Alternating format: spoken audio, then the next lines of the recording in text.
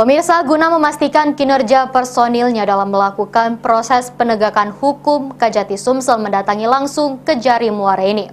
Dari hasil laporan yang diperoleh hingga menjelang akhir tahun, Kejari Muara Enim telah menuntaskan 92% pekerjaan.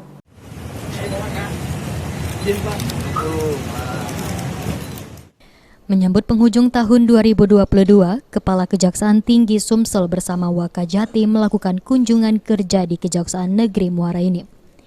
Dalam kunjungan kerjanya ini, Kajati Sumsel melakukan pengecekan sejumlah ruangan di Kejari Muara Enim dan melakukan rapat tertutup bersama jajaran Kejari dan Forkopimda Muara Enim.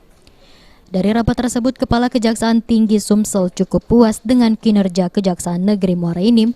Irfan menyatakan puas dengan kinerja jajaran Kejari Muara Enim yang mampu menyelesaikan pekerjaan dan pendampingan hukum di Bumi Serasan Sekundang hingga 32%.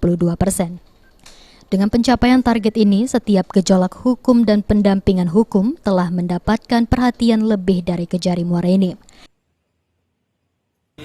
Terhadap capaian kinerja Kejari Muara Enim, laporan Kepala Kejaksaan Negeri Muara Enim kepada saya, seluruh bidang yang ada di lingkungan tugas fungsi kejaksaan itu hampir 92% terpenuhi dan dapat melakukan upaya dalam penanganan perkara baik itu bidung-bidung secara maksimal.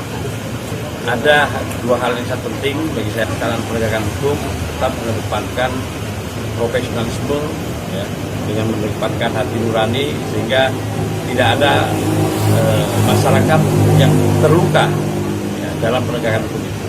Pertama di bidang penanganan dan isu bidang tindak korupsi agar dalam penegakan perkara tindak pidana korupsi tidak ada lagi tunggakan perkara, ya, baik tahap proses penyelidikan maupun penyidikan sehingga tuntas.